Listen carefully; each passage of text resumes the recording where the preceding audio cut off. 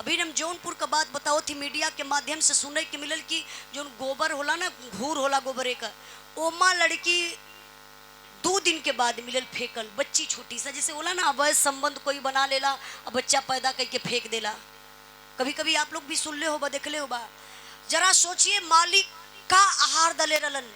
हम अपने गुरुजी से सवाल कैली, हमारे गुरुजी बतौलन, कहला बेटा जब भी बिरहा गई तो बात के पब्लिक के बीच में जरूर बताइया। जो भाई बराबर न्यूज देखते होंगे उनको पता होगा, गुजरात के भूकंप में, जिस समय गुजरात में भूकंप आया था, चाचा आप लोगों के पता हुई 2001 या 2 में, हम लोग बड़ा छोटे छोटे रही। गुजरात के भूकंप में 26 दिन के बाद मलबे से निकाली हुई लाश मीडिया वाले दिखा रहे थे, टीवी पे न्यूज बता रहा था कि सारी शरीर माई का सड़ गई बा। एक सोनू नाम का लड़की अपने माई का स्तन पियत मिलल। बताइए मालिक का आहार दले रलन। आज भी ये धरती पे कुछ सच्चाई बा, सच्चाई ना रहा तो वो बच्चा मर गल हो। लेकिन गौर करे, सारे लोग इकट्ठा हैं, पूरी पब्लिक ऐसा जुटल बा, मोहन हवा मोहन का औरत, एकदम बात नावत बा, खाली ऐसा हाथ पकड़ के दोनों प्राणी खड़ा हुआ, सबकर मुंह ताकत हुआ। यार सोहन सोहन का औरत, महिला पुलिस प्रशासन के लोग, असीला नर्स, सोहन जाए के बड़के भैया के सामने खड़ा भईने मोहन के पास हथवा जोड़ के कहला, भैया धर्म का भाई ना न रला, कोक का भाई रला, एक खून पानी करला। भैया कहीं भौजी ऐसा कैले हो तो कहाँ ले तू बर्दाश्त करता, भौजी दूसरे के घर से आई लल, लेकिन भैया एक खून पानी कहो के इतनी बड़ी गलती कैला। धन खातिन, रुपया खातिन, पैसा खातिन, जर जमीन खातिन हमार दुनिया उजाड़त रला। ए भैया सारी प्रॉपर्टी लेला, 1 इंच आपका ना चाहिए।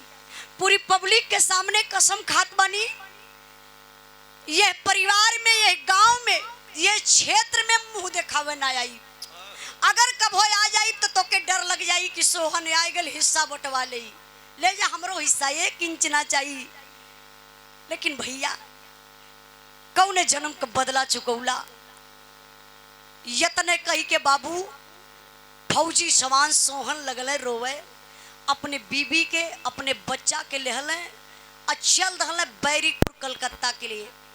तबले बगल में दरोगा साहब हुन, आवाज लगौले सोहन के, कहला रे सोहन रुक जाओ, कहाँ जा रहे हो? कहला साहब हम जाते थे अपने ड्यूटी पर।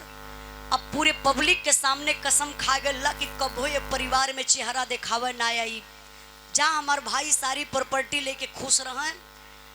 दरोगा साहब कहला सोहन रुको, आओ मेरी गाड़ी में बैठ जाओ, बस स्टैंड तक छोड़ देता हूँ, कब तक पैदल जाओगे? कहला हे साहब जो उन्हें गाड़ी में भैया भौजी की हथकड़ी लग के जाई, कौन मुहवा लेके जाई वो साहब? ममता बा भैया भौजी का, भौजी से कबो कड़वी आवाज में बात ना कैली, भैया का जवाब ना दली। दर्द बाकी भैया भौजी ऐसा काहे कैलन, यह कही के बाबू फौजी जवान चलत हुए। दरोगा साहब गाड़ी स्टार्ट कैलन, और शीला नर्स के मोहन के औरत के हाथ में हथकड़ी लगौलन, और गाड़ी में बैठा के ले जात हुआ जेल में बंद करे बदे। और ऐसे पब्लिक ताकत बा कि सोहन बेचारा जात बा, अब कबो लौट के ना आई। तब बोले भैया हो वही पब्लिकिया में से एक ऐसन आवाज आई जो करे जवई के चीरी लालस। अच्छा वो आवाज आइल कौन? भैया के बीड़ी पियत हो कर तू बहुत भरत बा, तनी से 2 मिनट मत पिया बस। वो आवाज कैसे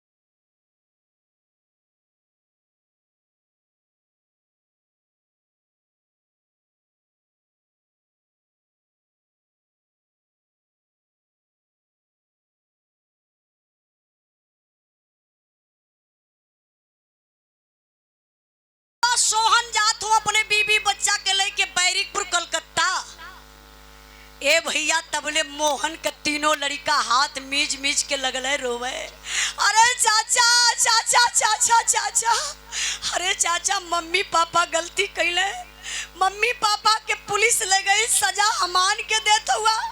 चाचा अमान पागल ना ही अनबुझ ना बनी, आज तक जोन पढ़ल गल लिखल गल जोन कपड़ा शरीर पे चाचा तोहार देन बा। पापा खेती कैले, चाचा कबो पैसा का हिसाब ना ललाए। चाचा हमान के अपने साथे लिए ले चला। चाचा देखिए ममता, मोहन के तीनों लड़का जब रोवे लगल गिड़गिड़ाए लगल, सोहन जहां के तहां रुक गईलन, अपने पत्नी के मुँह पर तकल। कल देखो गीता, देख देख रे पगली, देख मैं तुमसे पहले ही बोला था ना कि भैया का तीनों लड़का अपन लड़का हमें बुढ़ैया पे कामे ये। देख पगली अपना खून बोल रहा है। देख अब समझ ले गीता, तुम्हारे पास एक बच्चा नहीं 4 बेटा हो गए। 4 बेटा का मतलब आप लोग समझत हुआ, एक थे सोहन का 3 गो मोहन के।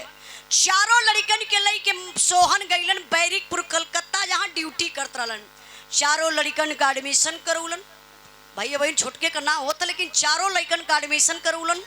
चारों लड़का जब सयान भइलन, नंबर आ गल शादी का, शादी भी चारों का हो गई। और जब शादी हो गई तो अब नंबर का आयल बंटवारा का, जो उनकी घर घर का लीला बा, भाई भाई में बंटवारा होत बा। भगवान बनौले कि भाई भाई में प्यार रही, मोहब्बत रही, लेकिन भाई भाई में दुख का बटौल ना, मूड़ी कटौल होत बा। रामसेवक भैया के खाती बैठ जाई। भगवान भाई बनौले कि दुख बांटे बदे, लेकिन आज वो भाई दुख ना बांटत बा, मूड़ी काटत बा भाई के। अब चारों लड़कन के हिस्सा लगे लगल, तो 20 बीघा खेत रहल बंटवारा में। अच्छा सोहन चाले होता तो 20 बीघा में 10 बीघा सोहन के लड़का का केल बा, और 10 बीघा में से मोहन का तीनों लड़का ली हैं। लेकिन ना ये बाबू फौजी जवान सोहन 20 बीघा खेत में 5-5 बीघा वो चरहू लड़कन के नाये कैलन।